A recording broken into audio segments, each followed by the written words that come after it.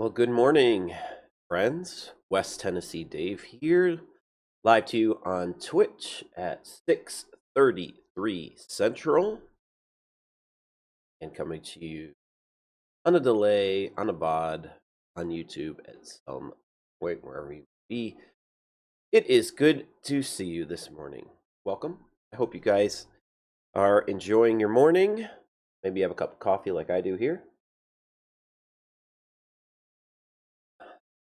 Hopefully, we won't be as froggy as we were on our last stream, but there's no guarantees. It's early. My body is still waking up. Anyways, nobody cares about that this morning.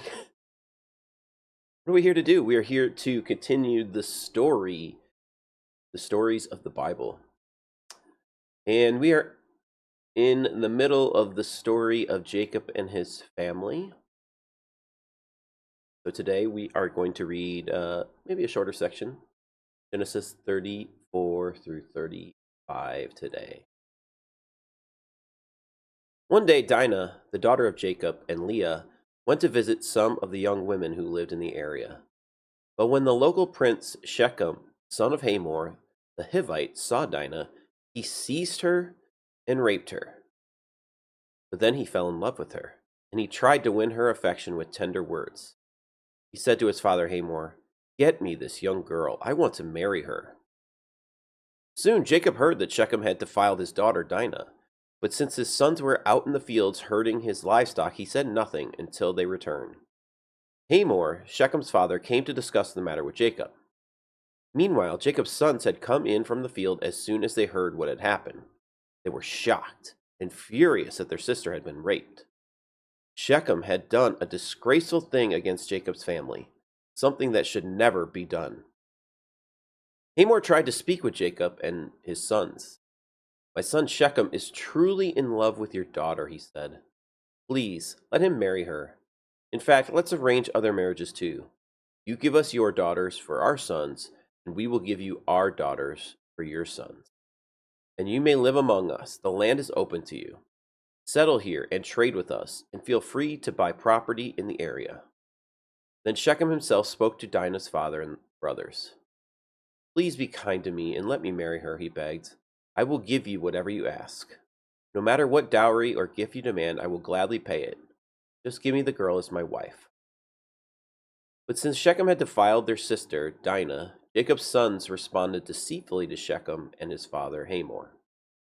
They said to them, "We couldn't possibly allow this because you're not circumcised. It would be a disgrace for our sister to marry a man like you. But here's a solution. If every man among you will be circumcised like we are, then we will give you our daughters, and we'll take your daughters for ourselves. We will live among you and become one people. But if you don't agree to be circumcised, we will take her and be on our way." Hamor and his son Shechem agreed to their proposal. Shechem wasted no time in acting on this request, for he wanted Jacob's daughter desperately. Shechem was a highly respected member of his family, and he went with his father Hamor to present this proposal to the leaders at the town gate. "These men are our friends," they said. "Let's invite them to live here among us and trade freely. Look, the land is large enough to hold them. We can take their daughters as wives and let them marry ours. But they will consider staying here and becoming one people with us only if all our men are circumcised, just as they are. But if we do this, all their livestock and possessions will eventually be ours. Come, let's agree to their terms and let them settle here among us." So all the men in the town council agreed with Hamor and Shechem, and every male in the town was circumcised. But 3 days later, when their wounds were still sore, two of Jacob's sons, Simeon and Levi, who were Dinah's full brothers, took their swords and entered the town without opposition. Then they slaughtered every male there, including Hamor and his son Shechem. They killed them with their swords, then took Dinah from Shechem's house and returned to their camp.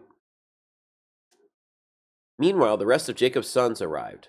Finding the men slaughtered, they plundered the town because their sister had been defiled there. They seized all the flocks and herds and donkeys. everything they could lay their hands on, both inside the town and outside in the fields. They looted all their wealth and plundered their houses. They also took all their little children and wives and led them away as captives. Afterward, Jacob said to Simeon and Levi, "You have ruined me. You've made me stink among all the people of this land, among all the Canaanites and Perizzites. We are so few, and they will join forces and crush us. I will be ruined, and my entire household will be wiped out. But why should we let him treat our sister like a prostitute?" retorted angrily. Then God said to Jacob, "Get ready and move to Bethel and settle there. Build an altar there to God who appeared to you when you fled from your brother Esau." So Jacob told everyone in his household, "Get rid of all your pagan idols, purify yourselves, and put on clean clothing. We are now going to Bethel, where I will build an altar to the God who answered my prayers when I was in distress. He has been with me wherever I have gone." So they gave Jacob all their pagan idols and earrings, and he buried them under the great tree near Shechem. As they set out, a terror from God spread over the people in all towns of that area, so no one attacked Jacob's family. Eventually, Jacob and his household arrived at Luz, also called Bethel, in Canaan. Jacob built an altar there and named the place El Bethel, which means God of Bethel, because God had appeared to him there when he was fleeing from his brother Esau. Soon after this, Rebekah's old nurse, Deborah, died. She was buried beneath the oak tree in the valley below Bethel. Ever since, this tree has been called Alan Bakuth, which means oak of weeping. Now that Jacob had returned from Paddan Aram, God appeared to him again at Bethel. God blessed him, saying, "Your name is Jacob, but you will not be called Jacob any longer. From now on, your name will be Israel." So God renamed him Israel. Then God said, "I am El Shaddai, God Almighty. Be fruitful and multiply. You will become a great nation, even many nations. Kings will be among your descendants, and I will give you the land I once gave to Abraham and Isaac. Yes, I will give it to you and your descendants after you." Then God went up from the place where he had spoken to Jacob. Jacob set up a stone pillar to mark the place where God had spoken to him. Then he poured wine over it as an offering to God and anointed the pillar with olive oil. And Jacob named the place Bethel, which means house of God, because God had spoken to him there. Leaving Bethel, Jacob and his clan moved on toward Ephrathah. But Rachel went into labor while they were still some distance away. Her labor pains were intense. After a very hard delivery, the midwife finally exclaimed, "Don't be afraid. You have another son." Rachel was about to die, but with her last breath, she named the baby Ben-Oni, which means son of my sorrow. The baby's father, however, called him Benjamin, which means son of my right hand. So Rachel died and was buried on the way to Ephrathah, that is, Bethlehem. Jacob set up a stone monument over Rachel's grave, and it can be seen there to this day. Then Jacob traveled on and camped beyond Migdal Eder. While he was living there, Reuben had intercourse with Bilhah, his father's concubine, and Jacob soon heard about it. These are the names of the 12 sons of Jacob. The sons of Leah were Reuben, Jacob's oldest son, Simeon, Levi, Judah, Issachar, and Zebulun. The sons of Rachel were Joseph and Benjamin. The sons of Bilhah, Rachel's servants, were Dan and Naphtali. The sons of Zilpah, Leah's servant, were Gad and Asher. Those are the names of the sons who were born to Jacob at Paddan Aram. So Jacob returned to his father Isaac in Mamre, which is near Kiriath Arba, now called Hebron, where Abraham and Isaac had both lived as foreigners. Isaac lived for 180 years. Then he breathed his last and died at a ripe old age, joining his ancestors in death. And his sons Esau and Jacob buried him. Okay, that is our reading for today. Where do we go today? I mean,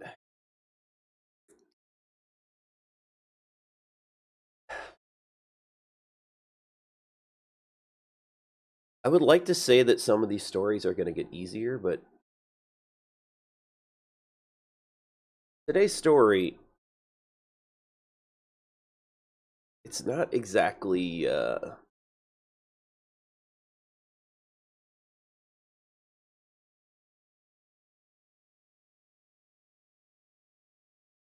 not exactly the storyline that you want to tell of your family. I don't think anyone wants to tell this story. However, it's a storyline that exists for many people in this world, and for women especially. Unfortunately, I mean, I wish it was never the case, but we we come to this story, and the first few lines, their sister of Jacob's sons gets raped, and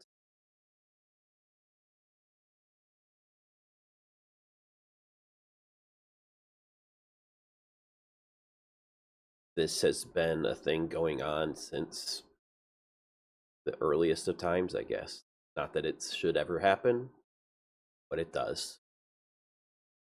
And for better or for worse, the brothers are just furious, and they take revenge and matters into their own hands. Hard to blame them. I have no idea what the justice system is around that time, but they're taking matters into their own hands. And you see the differing opinions of father and sons here of how the matter should be handled. Dad's kind of old now. Women weren't valued in the same way back then.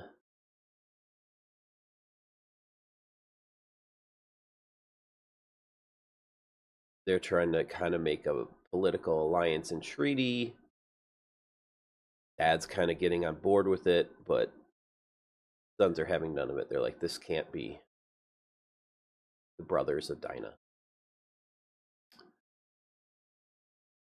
And then we talk about circumcision, and the men are basically vulnerable because they're older. They're older men that get circumcised. Not like they have the anesthesia we do today or whatever else to help. And getting it done at an older age, they're in pain. They're trying to deal with that pain, so they get slaughtered. And it's not something you want to talk about in human. I wish just wasn't part of human existence, but it is, right? And the Bible just talks about some of these very difficult things. Here,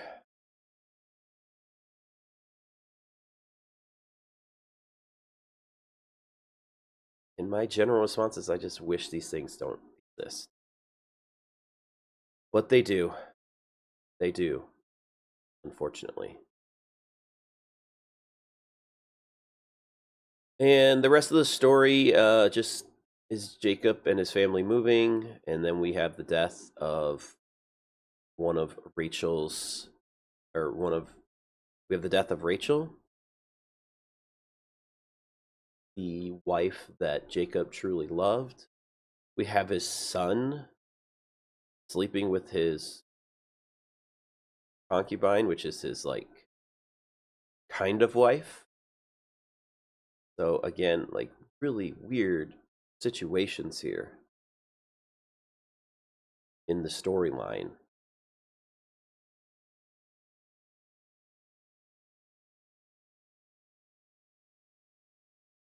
And then we have Isaac passing away. So the story is fully going to be on Jacob and his sons going forward. Isaac's passed away. His wife that he's loved has passed away. His sons are doing things he doesn't want. So they're going to start kind of family feuding at this point.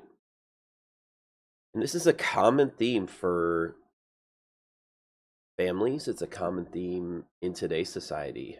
I hear some of the worst stories about people feuding over inheritances with their family, and families don't always treat their kids well, or vice versa, or their parents well. And that is like a very sad statement of life. So, if you have a family that loves you, treats you well, you should feel very blessed. If you have a difficult family situation, like many people do, I I I hope and pray that you find a place of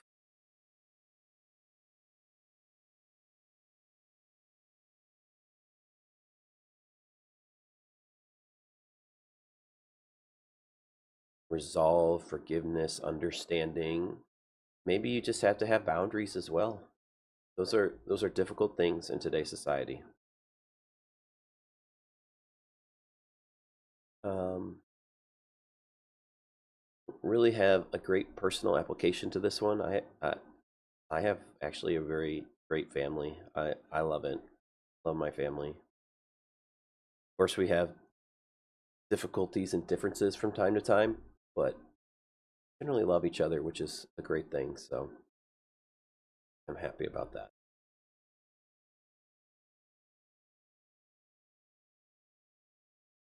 All right. Does anyone have anything they want to say about this one? I know this was a short one and it's difficult, but the floor is always open. Any questions you have?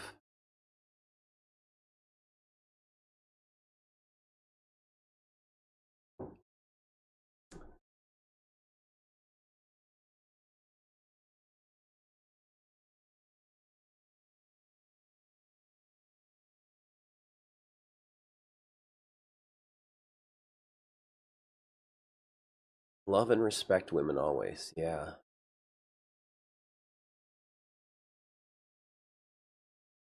Yeah. That's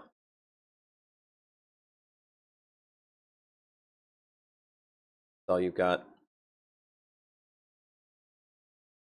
Yeah, culturally, things are different. We see this throughout a lot of the Bible. We'll see this more and more that women often throughout culture have not had equal footing with men. And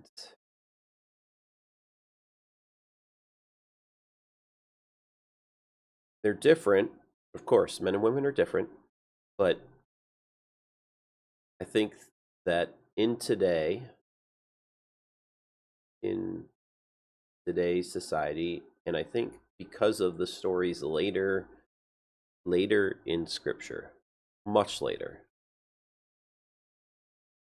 we have this imperative, this command from God, this new mindset to love everyone, to love those that we don't, that if we ever had that mindset before, that we as men, because I can speak as a man, think that we're better than women, we are not. That we're more valuable, we're not. We are all humans created in God's image. That puts us on equal footing. And we are called to love those, right? So love, respect women.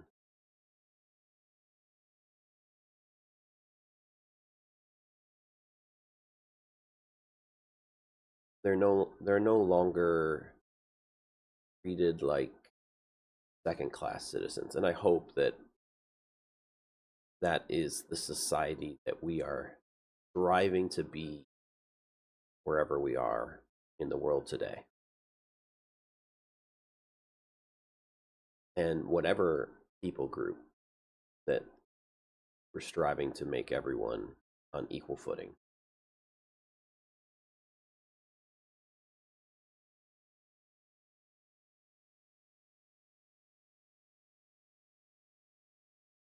I know that's an ambitious hope, but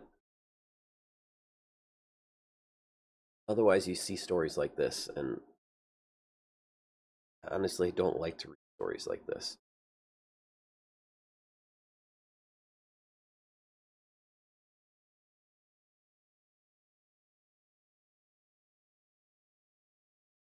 But it is the human storyline for many people, including Dinah.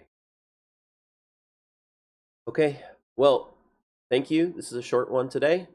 I appreciate all of you being here. This is West Tennessee Dave, live from you from Twitch, coming to you on YouTube at some later point.